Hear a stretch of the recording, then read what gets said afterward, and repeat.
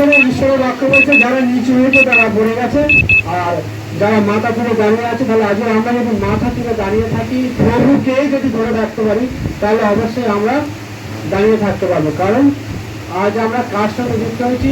স্বর্গের একমাত্র মালিকের সঙ্গে যুক্ত হয়েছি। তাই যদি আমরা দেখি মথি 5:13 পর,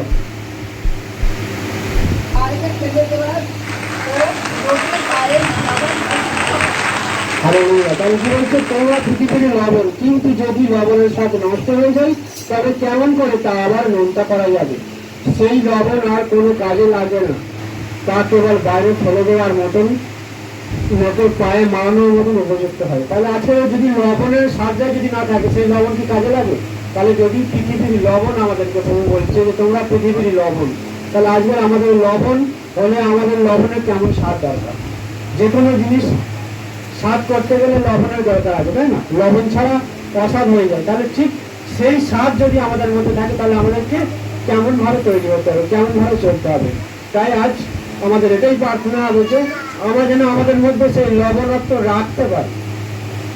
আজ আমাদের মধ্যে সবকিছু পুরাতন আমি থেকে ছেড়ে বেরিয়ে নতুন আমিতে আসতে পারি। তাই আজ বিশেষ দিন, বিশেষভাবে ঈশ্বর আমাদেরকে ডেকেছে। কারণ জাগতিক অনুষ্ঠান অনেক আছে, কিন্তু ঈশ্বর আমাদেরকে প্রতিনিয়ত টানছে, তাই না? কিন্তু দেখো, আজকের জাগতিক অনুষ্ঠান অনেকে আছে, হয়তো অনেকে আসতে পারেনি, সেই কারণে হয়তো অনেকে আসতে পারেনি, কিন্তু আবার অনেকে এসে গেছে। তো ঈশ্বর মনোনীত করেছে বলে আজ এসেছি। তাহলে আজকে চিন্তা করো, আমরা কার সঙ্গে যুক্ত? ঈশ্বর প্রতিদিন, প্রতি মিনিট, প্রতি সেকেন্ডে আমাদের সঙ্গে কথা বলতে চাই। আর যদি মনে হচ্ছে জাগতিক বিষয়ে, জাগতিক বিষয় যাতে একটা সময় আছে, একটা তিথি আছে, একটা নক্ষত্র আছে, সেই সময়ে তারা বছরে একবার উদয় হয়। হালেলুয়া। আমার ঈশ্বর কি বলছে? আমি প্রতিদিন, সব সময়, প্রতি মুহূর্ত তোমার সঙ্গে সঙ্গে আছে। হালেলুয়া। তাহলে আজকে আমি কাকে একটু চার্জ করবেন? আমরা নিজস্ব ব্যাপার আছে। তাই আজ আমরা জানো সবকিছু বজায় রেখেও সর্বক্ষণ যেন ঈশ্বরের সঙ্গে যোগাযোগটা রাখতে পারে। কারণ ঈশ্বরের সঙ্গে যোগাযোগ রাখতে গেলে আমাদের কি করতে হবে? পবিত্র বাইবেলের বাক্যকে ধ্যান করতে হবে। কারণ বাইবেলের বাক্য হচ্ছে জীবন্ত ঈশ্বরের বাক্য। তাহলে ঈশ্বরের বাক্য আমাদের যদি ধ্যান না করি, তাহলে কিন্তু আমরা ঈশ্বরের কাছে এগোতে পারবো না। হালেলুয়া। তাই আজকের বাক্যে আলোচনা করবো যে অপেক্ষা করি। আমরা সবাই বলি অপেক্ষা করি। তাহলে অপেক্ষা যদি আমরা করতে পারি, তাহলে অবশ্যই আমাদের সাকসেস আছে। হালেলুয়া। অপেক্ষা যদি আমরা করতে পারি, তাহলে অবশ্যই আমাদের সাকসেস আছে। কারণ ঈশ্বরের বাক্য দেখি আমরা অনেক কিছু, অনেক ব্যক্তি আছে তারা অপেক্ষা করেছিল, তাই না?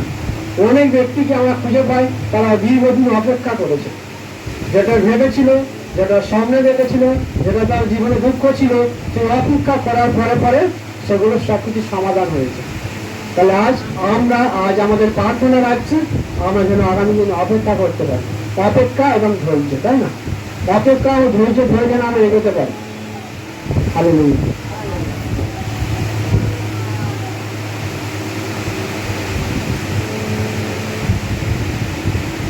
সেই জন্য কি বলেছে? সেই জন্য বলেছে ঈশ্বরের বাক্য প্রথম পিতর 5:7 পর। বলুন কেউ? প্রথম পিতর 5:7 পর ঈশ্বরের বাক্য কি বলে?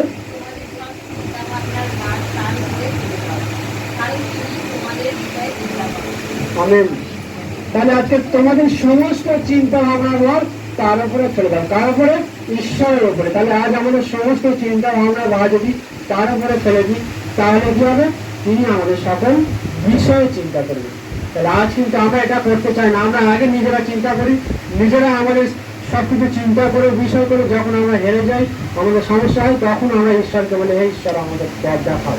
কিন্তু তুই পথ দেখানোর আগে থেকেই বলছে আমি তোমাকে পথ দেখাবো, তোমার সমস্ত চিন্তা ভাবনা আমাকে দাও। আজকে এখানে ঝুম্পাদি বলছিল না যে আজকে কালকে আমাকে ফোন করেছে যে আমি মূল্যায়কে এখানে আসতে চাই, আর যদি না আসো আমাকে কনফারেন্সে নিতে হবে। আমি বলেছি আমি যে ঘোষণা করছি 30 কিলোমিটারের মধ্যে কনফারেন্সে কাউকে নেবো না, আসতে হবে মন্ডলীতে। যারা 30 কিলোমিটার দূরে আছে তাদেরকে কনফারেন্সে নেওয়া হবে। তাই মনে হয় যে একটা কথা শিখিয়ে দিলাম আর বললাম তুমি তোমার আশপাশে যতজন বিশ্বাস আছে তাদেরকে ফোন করো, বলো আমি যাচ্ছি। এটা বিশ্বাস করে বলো যে আমি যাচ্ছি। তুমি যেতে চাও তো মন্ডলীতে? তাহলে আমি যাচ্ছি, তোমরা কি যেতে চাও আমার সঙ্গে? এই কথা বলো। তুমি একা ভাববে না, কারণ যিশু বলছে আমি তোমার সঙ্গে সঙ্গে আছি, তাই না? তাই উনি অনেককেই ফোন করেছে কারণ তাদের আসা দরকার। তারা তাদেরকেই ফোন করেছে, তারা বলছে মন্ডলী আছে, পাশের মন্ডলীতে হয়তো যাবে, ঠিক আছে, তারা একটা মন্ডলীতে যাচ্ছে, তাহলে ওনার এই মন্ডলীতে আসার কথা, ইচ্ছা আছে, উপায় নেই। শেষ পর্যন্ত ঈশ্বর জগন্নাথ তার সঙ্গে সঙ্গীত যোগাযোগ করে দিয়েছে। হালেলুয়া। তাই তিনি মনোনীত করেছে, সেই জন্য বলছি তুমি সমস্ত বিষয় চিন্তা ঈশ্বরের পড়ছে, তুমি কেন চিন্তা করো, আমি কেন চিন্তা করবো, আমাদের চিন্তা কে করবে, ঈশ্বর করবে। তাই ঈশ্বরের ওপর যখন চিন্তা দিয়েছে আর তিনি আসার ব্যবস্থা একটা করে দিয়েছে। তাই আমাদের সর্ববিষয়ে যদি চিন্তা প্রথমে ঈশ্বরকে দিতে পারি, তিনি অবশ্যই আমাদের অধীর অপেক্ষার সঙ্গে উত্তর দেবেই দেবে। হালেলুয়া। জয় যিশু। হালেলুয়া। তাহলে আজকে অপেক্ষা আজকে যদি আমরা দেখি, অপেক্ষার দরুন আমাদের কি করতে হবে, অপেক্ষা চলাকালীন আমাদের কি করতে হবে, ধৈর্য ধরতে হবে, তাই না? ধৈর্য ধরতে হবে, অবিরত প্রার্থনা করতে হবে, ঈশ্বরের সঙ্গে কথা বলতে হবে। এই যে মাঝখানে গ্যাপটা, উত্তর আসার আগে বা সমাধান হওয়ার আগে এই যে সময়টা আমরা পেয়ে যাচ্ছি, সেই সময়টাই কিন্তু আমাদেরকে এই অপেক্ষা করাটা খুবই কঠিন, তাই না? আমরা ভাবছি যে এক্ষুনি চাই। এই অপেক্ষা করার জন্য আমাদেরকে অধীর অপেক্ষায় বসে থাকতে হবে। ঈশ্বর কিন্তু আমাদের মন পরীক্ষা করে দেখতে চায়, কারণ আমাদের সমস্ত অন্তরের চিন্তা তিনি দেখেন। আজ আমরা প্রার্থনা রেখে কি করছি, কেমন ভাবে চলছি, তিনি ততদিন অপেক্ষা করেন, কারণ যদি আমি একে দিয়ে দিই আমাকে ভুলে যাবে, তাই না? সেই জন্য হয়তো কিছু উদ্দেশ্য থাকে, ঈশ্বরের পরিকল্পনা থাকে। তাই আজ আপনাকে তিনি বানাচ্ছে, মানে আপনাকে বাবার আগুনে পড়িয়ে খাঁটি করতে চাইছে যেন তুমি খাঁটি সোনা হতে পারো। তাই এই যে প্রার্থনা রাখার পরে বা সমস্যার বিষয় পরে রাখার পরে আমাদের কারো 1 সপ্তাহ, কারো 1 মাস, কারো 2 মাস, কারো 6 বছর, কারো 10 বছর, কারো 25 বছর, কারো 30 বছর অপেক্ষা করতে হয়, তবে আমাদের সেই প্রার্থনা কমপ্লিট হয়। হয়তো সেই জন্য জোসেফ কি করেছিল, ছোটবেলা 12 বছর বয়স থেকে স্বপ্ন দেখছিল, আর 30 বছর বয়সে তার সম্পূর্ণ হয়েছিল। তাহলে আজকের সরাতে একটা বাচ্চা মেয়ে 12 বছর থেকে প্যারালাইসিস ভুগছিল, তিনি যিশুকে বিশ্বাস করে যিশুকেই ধরেছিল, 30 বছরের বয়সে গিয়ে সুস্থ হলো। তাহলে কত বছর, 12 বছর থেকে 30 বছর, তাহলে প্রায় 22 বছরের মতো, তাই না? তাহলে 21-22 বছর তিনি অধীর অপেক্ষা করে স্থির বিশ্বাসে ঈশ্বরকে ধরেছিল। তারপরে তিনি সুন্দর হয়ে যায়, স্বাভাবিক হয়ে যায়, এবং সেই মেয়েটা সুন্দর বড়লোক বাড়িতে বিবাহ হয়। হালেলুয়া। জীবন্ত সাক্ষ্য। তাহলে আজকের এই সাক্ষ্য জীবন্ত জীবিত, কারণ আমরা জীবন্ত ঈশ্বরের কাছে আরাধনা করি, আমরা নিরাশ হব না, তাই না? নিরাশ হব না, আমরা অধীর অপেক্ষায় প্রার্থনা করতে থাকবো, অধীর রাতে প্রার্থনা করতে থাকবো। কারণ তিনি মতি 7:7 কি বলছি, তোমরা চাইতে থাকো, তোমাদের দেওয়া হবে। দরজায় আঘাত করতে থাকো, শুধু চাইতে না, বলছে দরজায় আঘাত। তাহলে আঘাতটা আমরা কিভাবে করবো, আমরা কিভাবে আঘাত করতে চাই? আজ আমরা উপবাস প্রার্থনা করে, কান্নাকাটি করে, রোদন করে, নিজেকে কষ্ট দিয়ে, নত হয়ে, নম্র হয়ে, ভেঙে আঘাত করতে চাই প্রভুকে। যখন আমরা কষ্ট পাবো, তিনিও কষ্ট পাবে, কারণ তিনি আমাদের মধ্যে জীবিত আছে। হালেলুয়া। তাহলে যখন আমাদের মধ্যে তিনি জীবিত আছে, তাহলে আমরা যত নিজেরা কষ্ট পাবো, তিনিও কষ্ট পাবে। তাই তিনি চাইছে আমরা যেন অধীর অপেক্ষায় নিজেদেরকে ভাঙি। এই অপেক্ষার গ্যাপেতে নিজেদেরকে ভাঙতে হবে, উত্তর আসার আগে নিজেকে পরিবর্তন করতে হবে, ভুলগুলো চিহ্নিত করে ভুল থেকে বেরিয়ে আসতে হবে। কিন্তু আমরা কতজন এইভাবে এগোতে চাই? ঈশ্বর চাই এইরকম। আমরা অনেকেই ভাবি কি স্বর্গে যাওয়া খুব সহজ, আমরা প্রত্যেক সপ্তাহে মন্ডলী আসছি, প্রত্যেক সপ্তাহে ওখানে মন্ডলী যাচ্ছি, সেখানে মন্ডলী যাচ্ছি, মরে গেলেই স্বর্গে চলে যাব। অত সহজ নয় কিন্তু, কারণ আমরা নিজেদেরকে সূচি করতে পারছি না, আমরা স্বার্থপরতার উপরে চলছি, নিজেদেরকে ভাঙতে পারছি না, নম্র করতে পারছি না। সেই জন্য হয়তো আমরা ঈশ্বরের কাছে এগোতে পারছি না। সেই জন্য আমাদেরকে কি করতে হবে, লক্ষ্য রাখতে হবে। হালেলুয়া।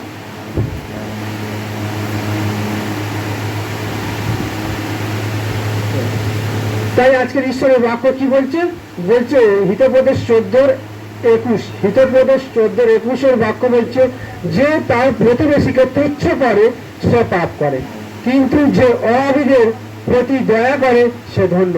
হালেলুয়া। তাহলে আজকের অবিদের প্রতিতে কি করতে হবে, দয়া করতে হবে, আর ঈশ্বর বলছে তাকে ধন্য। তাহলে আজকের প্রতিবেশী মানে খ্রিস্ট বিশ্বাসীদের প্রতি একে অন্যের সঙ্গে দেখাশোনা, একে অন্যের সঙ্গে কথা বলা আমরা বন্ধ করে দিই। আজ আমরা ভাগাভাগি করি, ওটা ওর মন্ডলী, ওটা তার মন্ডলী, ওই দিদিভার সঙ্গে কথা বলবি না, ওই দাদার সঙ্গে কথা বলবি না, এটা আমার। কিন্তু আমরা খ্রিস্টের এখনো হতে পারলাম না। আজ আমরা খ্রিস্টের এখনো হতে পারলাম না। তাহলে খ্রিস্টের যখন হতে পারলাম না, ঈশ্বর আমাদেরকে কিভাবে ধন্য বলে চিহ্নিত করবে? হালেলুয়া।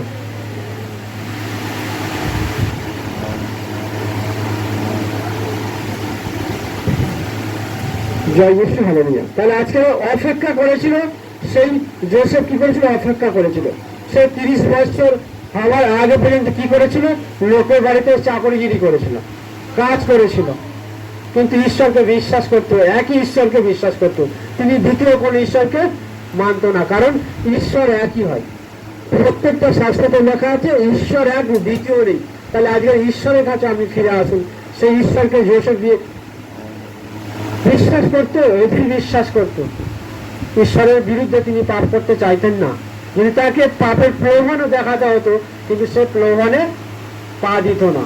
তাই আজ আমাদের আশপাশে অনেক প্রলোভন দেখাবে। আজকে তুমি এটা পাওনি, তুমি ওটা পাওনি, এতদিন প্রার্থনা করছো, এতদিন প্রার্থনা করছো, এখানে চলো, ওখানে চলো, সেখানে চলো, ঈশ্বর থেকে বার করে নিয়ে যাচ্ছে।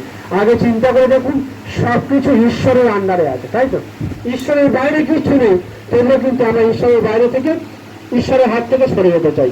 কিন্তু ঈশ্বর চাইতেন, ঈশ্বর আমাদের কাছে কি চাইছে? ঈশ্বর আমাদের কাছে নিজেকে ধরা দিতে চাইছে। আমরা যেন ঈশ্বরের কাছে ধরা দিই, ঈশ্বর এটাই চাই। তাই বিশ্বের সমস্ত মানুষ কি করতে, সবাই একটাই উদ্দেশ্যে বিভিন্ন শাস্ত্র আনছে যে স্বর্গে যাবো, স্বর্গে যাবো, স্বর্গে যাবো, তাই না? কিন্তু আজ আমরা জানি না যে আমাদের সঙ্গে যদি 1 ঘন্টা পরে কিছু হয়ে যায়, আমরা স্বর্গে যেতে পারবো কিনা। সেই জন্য আজকে আমরা প্রত্যেক সপ্তাহে চার্চে যাই, প্রত্যেক সপ্তাহে মন্ডলে যাই, প্রতিদিন প্রার্থনা করি। শুধুমাত্র একটা জিনিস পরিবর্তন করি না। আজ এখন প্রত্যেক সপ্তাহে আমরা যাচ্ছি মন্ডলীতে, কৃষ্ণ তাতেও খুশি হবে না। প্রথমে নিজের মনটাকে পরিবর্তন করতে হবে। হালেলুয়া। মনটা আমাদের পরিবর্তন করার জন্যই প্রভু যীশু খ্রিস্ট এসেছে। সেই জন্য বলছে স্বর্গরাজ্য কাছে এসে গেছে, তোমরা মন পরিবর্তন করো, পাপ থেকে ফিরে আসো আর মন পরিবর্তন করো। তাহলে একটাই উদ্দেশ্য, পাপ। এই পাপ তাহলে আমরা কেউ সাজে যেতে পারি না। সেই জন্য আমাদের জীবনে প্রতিটা মুহূর্ত আমাদের পাপে পরিপূর্ণ আছে। তাই কথাতে, বার্তাতে, চাল চলনে প্রতিটাই আমাদের পাপের আত্মা কাজ করে। সেই জন্য আমাদের জীবন থেকে পাপকে ত্যাগ করতে হবে। হালেলুয়া। যখনই আমরা পাপকে ছেড়ে বেরিয়ে আসবো, শয়তানের বাবার ক্ষমতা নেই আমাদের মধ্যে আসা। হালেলুয়া। কারণ শয়তানের ক্ষমতা নেই মানুষের দেহতে ঢুকুন। শয়তানকে আমরা আহ্বান করি, ডাকি বলেই সে আসে। সে তো আত্মা, আত্মাকে যদি আহ্বান না করি তিনি আসবে না। তাই যখন আমরা পবিত্র আত্মাকে আহ্বান করি, পবিত্র আত্মা আসে। আর যখন আমরা শয়তানের আত্মাকে আহ্বান করি, শয়তানের আত্মা আসে। তাহলে আজকে আমরা কোন আত্মার বসে চলবো, নিজেদেরকে বুঝতে হবে যে আমরা কোন আত্মার বসে চলবো। সেই জন্য আজকের ভাঙার দিন, আজকের সবকিছু রোদনের দিন, আজকের নিজেকে নিচু করার দিন, নম্র করার দিন। ঈশ্বর বলছে তোমরা বিশেষ দিন পালন করো, নিজেদেরকে ভাঙো, সবাই মিলে একটা পর্ব পালন করো, ঈশ্বরকে নিয়ে আনন্দ করো। হালেলুয়া। আর আজ আমরা ঈশ্বরকে নিয়ে আনন্দ করতে চাই। তাই বলছে অধীর অপেক্ষা যদি আমরা করি। তিমথিও 2 অধ্যায়, তীত 2 অধ্যায় 13 পদ করুন কেউ একদিন। তীত 2 অধ্যায় 13 পদ।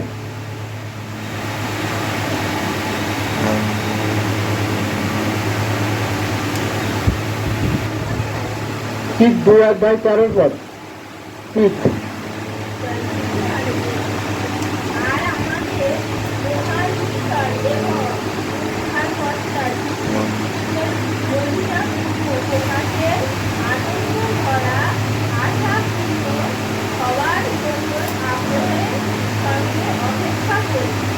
Amen, hallelujah. তাহলে আজকে আমরা অপেক্ষা করবো যীশু খ্রিস্ট আসার জন্য। কি করবো? অপেক্ষা। তাহলে আজকে ঈশ্বর আমাদের ত্রাণকর্তা যীশু খ্রিস্টের প্রতাপের প্রকাশের জন্য, প্রকাশ প্রাপ্তি হওয়ার জন্য আমরা যেন অপেক্ষা করি। তাহলে আজকে আমরা কিসের অপেক্ষা করবো? যীশুকে পাবার অপেক্ষা করবো, যীশুর কাছে যাবার অপেক্ষা করবো। কারণ এমন একটা সময় আসতেছে, খুব ভয়ঙ্কর সময় আসছে বা এসে গেছে, তাই না? তাই আজকের নৌকোডুবি হচ্ছে, জাহাজ ডুবি হচ্ছে, ট্রেন অ্যাক্সিডেন্ট হচ্ছে, ট্রেন অ্যাক্সিডেন্ট হচ্ছে, বিভিন্ন ভূমিকম্প হচ্ছে, বিভিন্ন আকাশ থেকে মেঘ ভেঙে পড়ছে, বিভিন্ন চিহ্ন আমরা দেখতে পাচ্ছি। আর বাইবেল লোক এটার সাথে ওটা বলছে, ওটা তো হবেই। বিভিন্ন যুদ্ধ হবে, ভূমিকম্প হবে, মহামারী হবে, এখান থেকে তবুও কিন্তু এটা তোমরা ভয় পাবে না।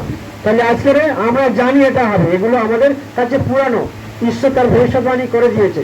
তাই আজকের পবিত্র বাইবেল কি বলছে, সে ভবিষ্যৎবাণী করা আছে। তাহলে যীশু খ্রিস্ট আসার জন্য আমাদের অপেক্ষা করতে হবে, কারণ আমাদেরকে তৈরি করতে হবে, এখন আমাদের তৈরি করতে বাকি আছে। তাই বলছে যদি আমরা ক্লাসিং করি প্রথম থিসসালনিকীয় 4:13-18, প্রথম থিসসালনিকীয় 4:13-18 পড়ুন।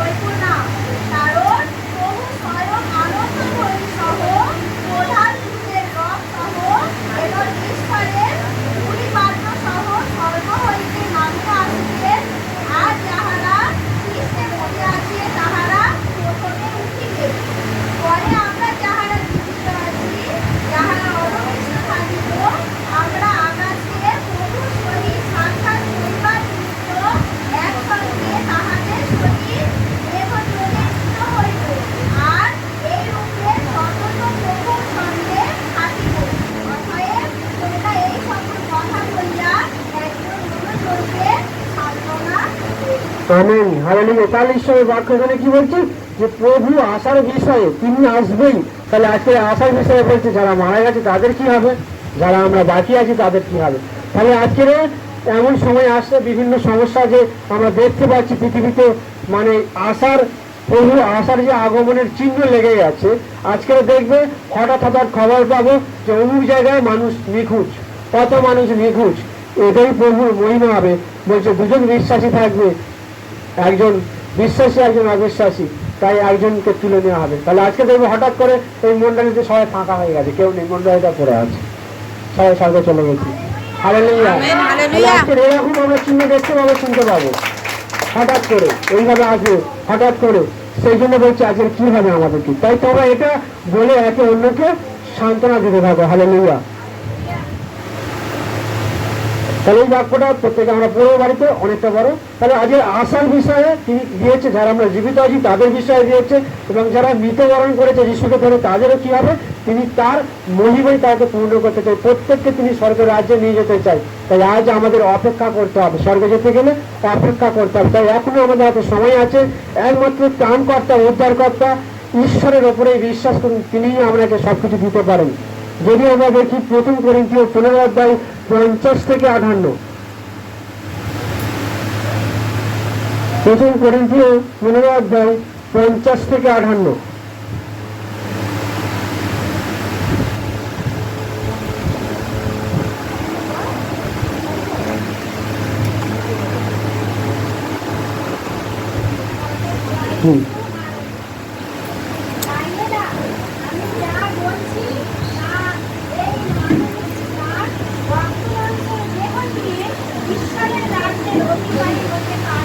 হালেলুয়া। তাহলে কি বলছে, এই মানুষ রক্ত মাংসের দেহ নিয়ে ঈশ্বরের রাজ্য অধিকারী হতে পারে না। তাহলে আজকে আমাদের দেহ নিয়ে আমরা রক্ত মাংসের দেহ নিয়ে ঈশ্বরের কাছে যেতে পারবো না। বলো,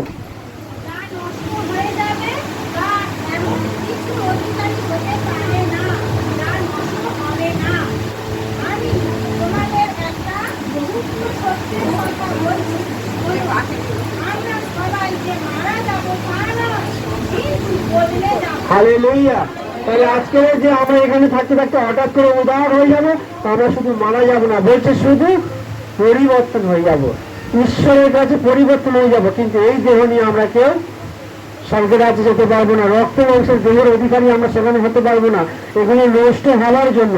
কিন্তু আমাদের আত্মা যেটা নষ্ট হবে না, সেটাই একমাত্র স্বর্গে যাবে। তাই বলছে এক মুহূর্তের মধ্যে কিভাবে হবে বলছে, চোখের পলকে শেষ সময়ের তুরির আওয়াজ যেমন হয়, ঠিক সঙ্গে সঙ্গে আমরা সবাই শুধুমাত্র বদলে যাব।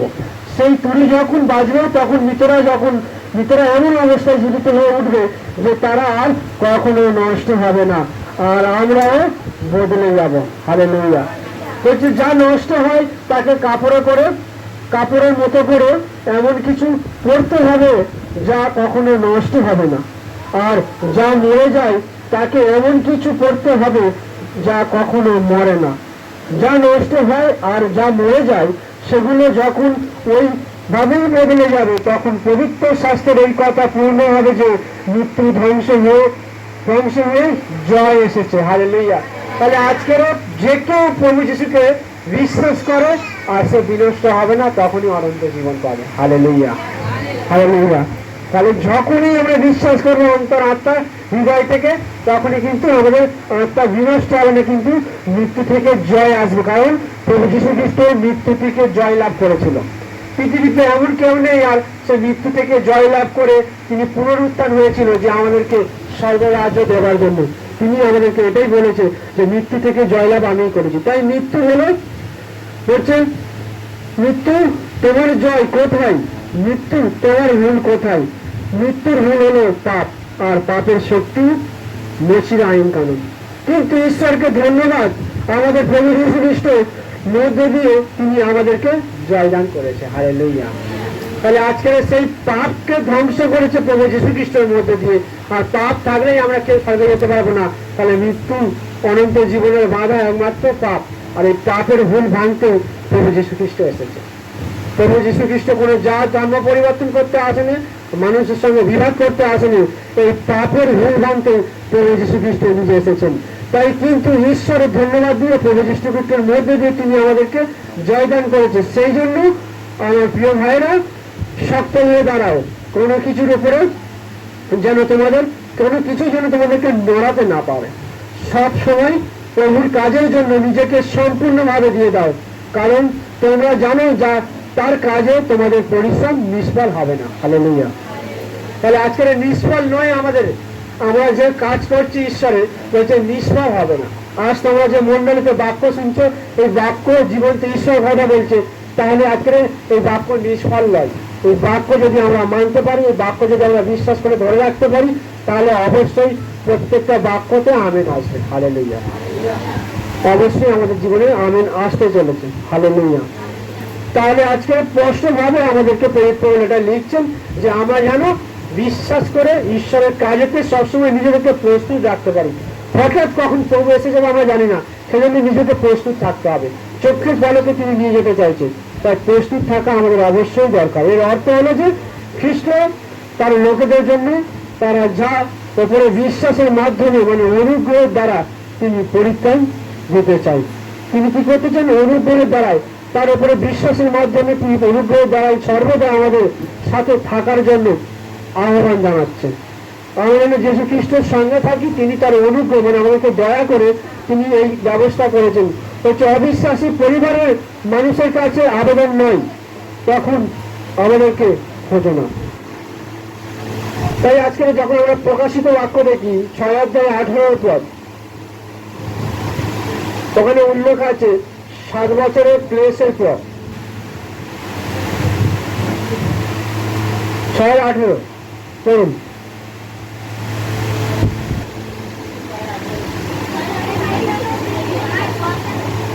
17 পড়ুন।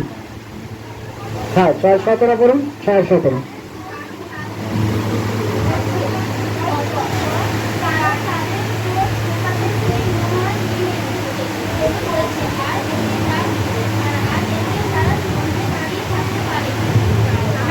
আমেন। হালেলুয়া। তাহলে আজকে সেই প্রতাপের কোড এসে পড়েছে। একমাত্র খ্রিস্টের সাথে যদি আমরা ধরে থাকতে পারি, তাহলে খ্রিস্টের সাথেই কিন্তু আমরা ফিরে আসবো। কারণ আজকের সেই মহা ক্লেশের সময়, সেই মহা ক্লেশগুলো এখন চলছে। কিন্তু একটার পর একটা যে দুর্ঘটনা, ঈশ্বরের কোড পৃথিবীতে নেমে আসতেছে, সেই কোডগুলো চলছে। এরকম 7 বার হবে, 7 বার হওয়ার পরে আর সেই সময় উপস্থিত হতে চলেছে। হালেলুয়া। তখন তিনি প্রতিজ্ঞা অনুসারে খ্রিস্ট বিশ্ববিদ্যালয় বিচার করতে এবং তার পিতার দাউদের সিংহাসন দখল করতে আসবেন। ইতিমধ্যে আমাদের জন্য, নিজেদের জন্য কাঁদতে বলছে, কারণ আমরা খ্রিস্টের সাথে অবশেষে ঘরে ফিরতে পারবো তো। হালেলুয়া। তাহলে আজকে আমরা অধীর অপেক্ষায় বসে থেকে ঈশ্বরের ক্রোধের বাইরে থেকে বেরিয়ে এসে ঈশ্বরকে ধরে থেকে ঈশ্বর সিংহাসনের কাছে যেতে পারবো তো। সেই জন্য নিজেদের জন্য বিলাপ করুন, কাঁদুন, অন্তর দিয়ে নিজেকে ভেঙে ঈশ্বরের কাছে ফিরে আসুন। তাহলে কিন্তু আজ আমরা ঈশ্বরের কাছে ফিরতে পারবো। হালেলুয়া। 1 থেসেলোনিকীয় 4:17 পদ।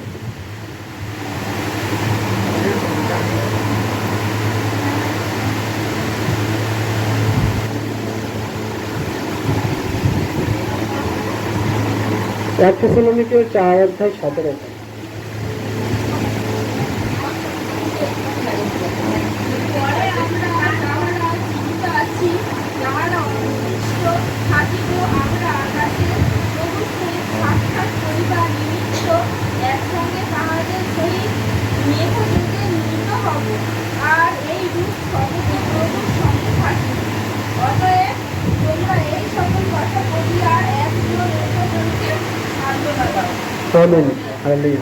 তাহলে পরিষ্কার লেখা আছে, আমরা সব মেঘরাতে একসঙ্গে ভেসে যাবো আর তিনি আসতে চলেছেন।